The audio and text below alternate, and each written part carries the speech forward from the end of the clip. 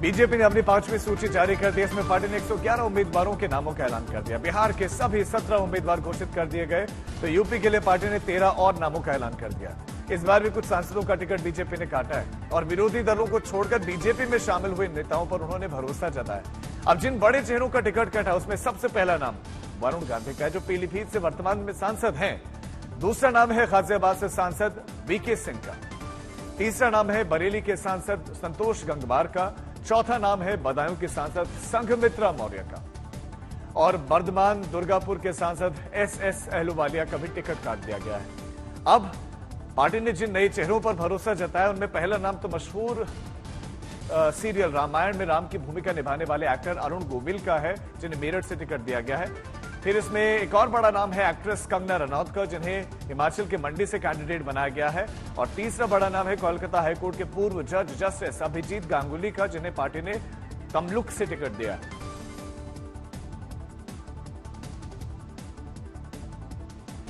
तो पार्टी छोड़कर बीजेपी में शामिल हुए लोगों को भी जगह दी गई है। अर्जुन सिंह जो कि टीएमसी छोड़कर बीजेपी में आए, तो उनको बैरकपुर से टिकट दिया गया। तपस रॉय को जो है टिकट दिया गया कोलकाता से, भी टीएमसी छोड़कर बीजेपी में शामिल हुए। बीजेपी में नवीन जिंदल भी शामिल हुए। कुरुक्षेत्र से कांग्रेस छोड़कर जब आए, तो बीजेपी ने अब इनको टिकट दे दिया है। सीता सोरेन को, जो कि झारखंड मुक्ति मोर्चा छोड़कर आए, उनको दुमका से टिकट दिया गया है।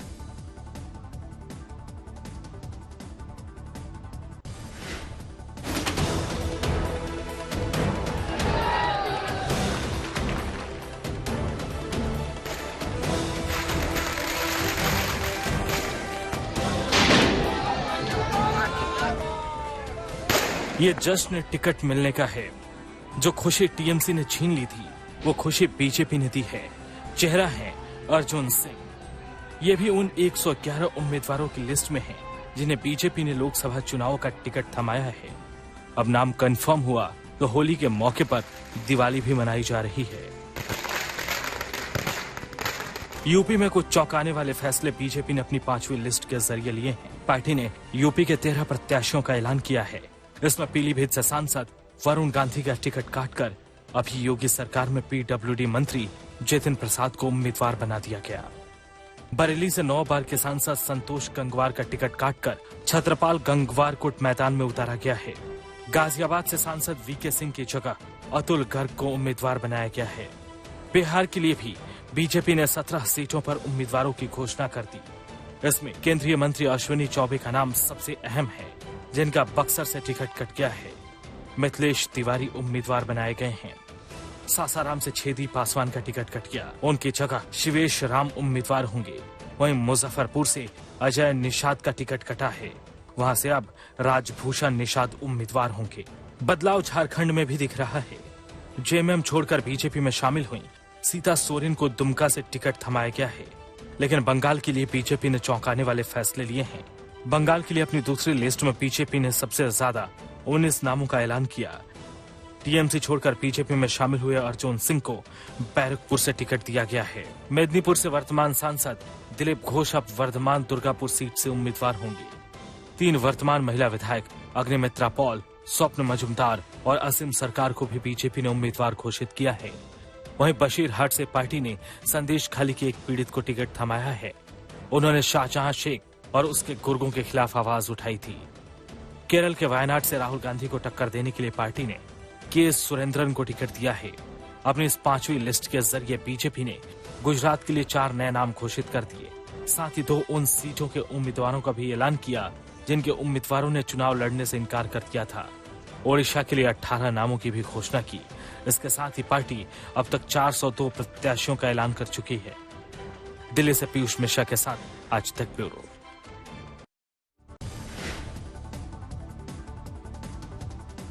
जिन उम्मीदवारों के नाम बीजेपी ने घोषित किए हैं, उन्होंने भरोसा जताया कि पार्टी अपने तय लक्ष्य को पूरा जरूर करेगी।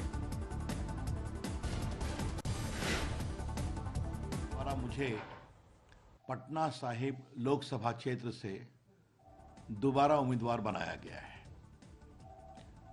मैं विशेष रूप से प्रधानमंत्री आदरणीय नरेंद्र मोदी जी, गृह मंत्री जी आदरणीय अमित शाह जी, पार्टी के राष्ट्रीय अध्यक्ष जगत प्रकाश नड्डा जी और बिहार के प्रदेश अध्यक्ष सम्राट चौधरी सहित सभी वरिष्ठों का हृदय से अपनी कृतज्ञता देता हूं।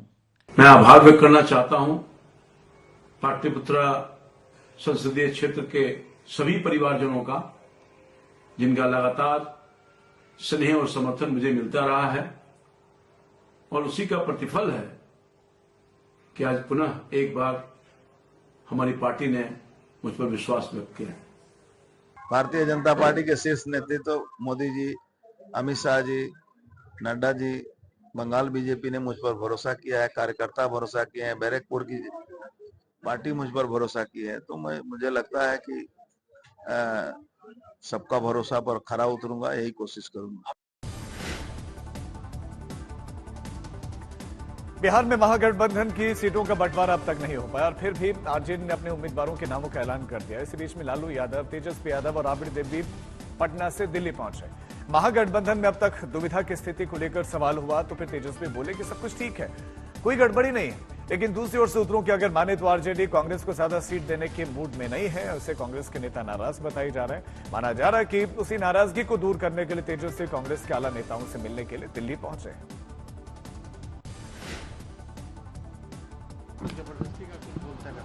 कांग्रेस को लेकर के कहा जा रहा है कि बातचीत नहीं आगे बढ़ रही है। अरे कोई दिक्कत नहीं है, सब ठीक हो जाएगा सर। गठबंधन रहेगा सर, लोकसभा चुनाव में गठबंधन रहेगा सर, गठबंधन रहेगा आरजेडी कांग्रेस का। आपको डाउट है, आपको डाउट है तो आप गलतफहमी में जी रहे हैं। कांग्रेस ने जयपुर सीट से अपना उम्मीदवार बदल दिया है। अब सुनील कुमार के टिकट काटकर पार्टी ने गहलोत सरकार में मंत्री रहे प्रताप सिंह खाचरियावास को यहां से उम्मीदवार बनाया और पार्टी के इस रुख से नया विवाद शुरू हो गया। सुनील शर्मा ने आज तक से बात करते हुए पार्टी के रुख को लेकर नाराजगी जताई तो नए उम्मीदवार प्रताप खाचरियावास ने कहा कि यह तो पार्टी का फैसला है। आगे बढ़कर और उम्मीदवार की दोनों एमएलए हमारे यहीं बैठे हैं और हमने घोषणा कर दी थी। आज तक भी हम तो किसी ने भी नहीं कहा सुनील शर्मा जी का टिकट। एम्बेरसमेंट तो पार्टी में कई बार इस तरह के डिसीजंस होते हैं और हर पार्टी में होते हैं, बीजेपी कांग्रेस में, लेकिन अब तो हिसाब किताब होगा 10 वर्ष के वादों का। पिछले 3 महीने में आप राजस्थान में कोई काम ही नहीं किया तोड़फोड़ के अलावा। वक्त आ गया है जब फैसला होना चाहिए कि 10 वर्षों में आपने नौजवान से जो वादा किया था, हर वर्ष 2 करोड़ नौकरी देने का, पेट्रोल डीजल सस्ता करने का, महंगाई गरीबी बेरोजगारी खत्म करने का, नोटबंदी के बाद हालात सुधारने का, 15 लाख और अच्छे दिन का, एक भी वादा पूरा नहीं किया। महाराष्ट्र में महायुति को नया सहयोगी मिल गया है। अब राष्ट्रीय समाज पक्ष भी महायुति में शामिल हो गया है। पार्टी अध्यक्ष महादेव जानकर ने एकनाथ शिंदे, देवेंद्र फडणवीस और अजित पवार से मुलाकात की। महाराष्ट्र की 1 लोकसभा सीट गठबंधन में मिलेगी। उधर कल महायुति की एक बैठक में सीएम एकनाथ शिंदे, देवेंद्र फडणवीस, अजित पवार और उनकी पार्टी के प्रमुख नेता मौजूद रहे और बैठक के बाद अजित पवार गुट के नेता सुनील तटकरे ने कहा कि सीट शेयरिंग की बातें करीब करीब पूरी हो चुकी हैं और आने वाले 2 दिनों में स्थिति साफ कर दी जाएगी।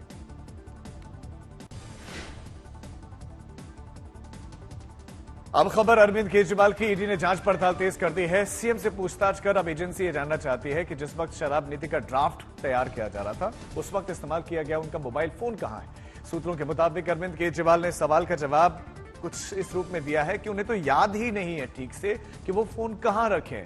दरअसल ईडी केजरीवाल के मोबाइल फोन से डेटा जुटाना चाहती है।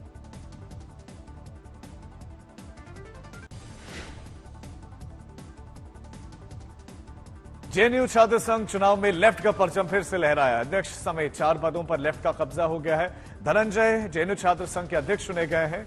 लेफ्ट या फिर लेफ्ट समर्थित उम्मीदवारों ने उपाध्यक्ष, सचिव और संयुक्त सचिव पदों पर कब्जा कर लिया है और इसके बाद जेएनयू कैंपस में बीती रात लाल सलाम के नारे गूंजे।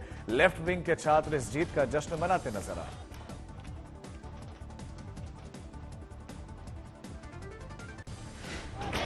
ये छात्रों की जीत है। ये जीत बार बार इस कैंपस में जो वायलेंस हुआ है उसके खिलाफ एक मैंडेट है। देश में छात्रों के साथ, युवाओं के साथ जो छलावा हुआ है उसके खिलाफ एक मैंडेट है। हम देख रहे हैं कि लगातार इस कैंपस में हमले हो रहे हैं, सिनेमा बनाकर, फिल्म बनाकर, और यहाँ का जो छात्र है वो हर समय हाशिए पर के लोगों की बात करता है। वो चाहता है कि सबसे बेहतर शिक्षा सबसे कम पैसे में हो। इसकी लड़ाई है यहाँ पर। आज पूरा देश होली का त्योहार मना रहा है और बीती रात होलिका दहन के साथ ही रंगों के इस त्योहार का शुभारंभ हो गया है।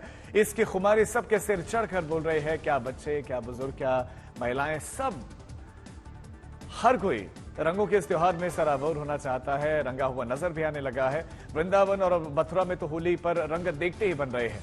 हर ओर रंगों की बारिश है, खुशियों की फुहार है। उज्जैन, अयोध्या, कुल्लू, कोलकाता सभी जगहों पर रंगीन हो चुके हैं लोग। नेपाल में काठमांडू में पशुपतिनाथ मंदिर में सैकड़ों भक्त पहुंचे हैं। रंगों के इस त्योहार का उत्सव मनाया जा रहा है। और जैसलमेर की बात करें तो यहाँ विदेशी सैलानी पहुंचे हुए होली के गीतों पर जमकर झूमते दिखाई दे रहे हैं। बिहार के सहरसा में तो मुजफ्फरपुर में भी खाटी देसी होली का नजारा देखने को मिल रहा है, जहां पर अल्हड़पन है, जहां पर मस्ती भी है, जहां जमकर धमाल है। दक्षिण के केरल का शहर एर्नाकुलम भी होली के रंगों में डूबा हुआ नजर आ रहा है।